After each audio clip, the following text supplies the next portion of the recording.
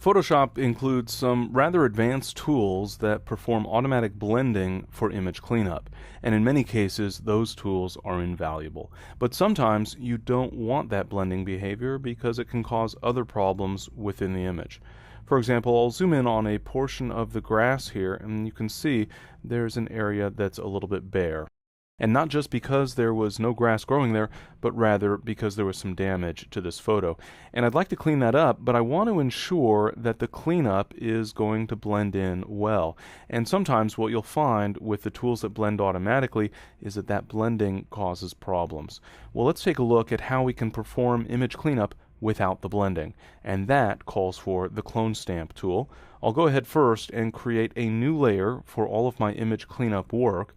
I'll click on the Create New Layer button, the blank sheet of paper icon at the bottom of the Layers panel, and then I'll double click on the name for the layer and type a new name. In this case, I'll just call it Cleanup, and then I'll press Enter or Return on the keyboard. Next, I'll choose the Clone Stamp tool from the toolbox, and then I can take a look at the options bar. I'll make sure that I'm using just a normal brush, and I want to set that hardness to about 50%. This will give me a little bit of a transition along the outer edge of where I paint in the image. I won't have too hard a line, and I won't have too much blending, which can cause some odd ghosting patterns within the photo. I'll then make sure the blend mode is set to normal and that the opacity is at 100%. I generally leave the aligned checkbox turned on, although frankly it's not that critical because we're going to choose a new source every time we paint with the clone stamp tool. I'll make sure that the sample option is set to all layers, and then I'll turn on the button to the right of that, which will disable the effect of adjustment layers when I'm working with the clone stamp tool. I can then move my mouse out over the image and adjust the brush size. I'll use the left square bracket key to reduce the brush size or the right square bracket key to increase the brush size, using a brush size that's no larger than the object I'm trying to remove and sometimes a little bit smaller. I can then choose a source of pixels, so I need to specify which pixels I'd like to use to cover up this portion of the image, and I think I'll just choose some grass from over in this area.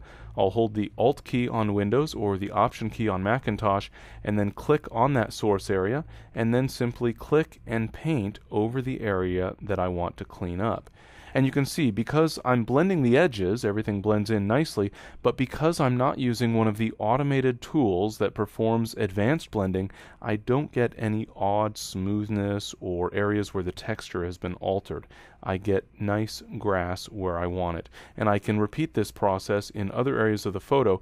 Each time I paint, I will choose a new source of pixels. I don't want to simply sample one area and keep using it over and over and over, because it might not match very well for all areas that I want to clean up, and we can also run into a situation where there's some obvious duplication. I'll go ahead and turn off the cleanup layer by clicking the eye icon to the left of the thumbnail for that cleanup layer on the layers panel, and you can see the before version without any cleanup applied, and then I'll turn that layer back on and you can see we have a nice seamless cleanup without any problematic blending. So while the automated tools, the spot healing brush tool for example, can be incredibly helpful for a variety of image cleanup tasks, sometimes you just don't want that blending, and so the clone stamp tool can really save the day.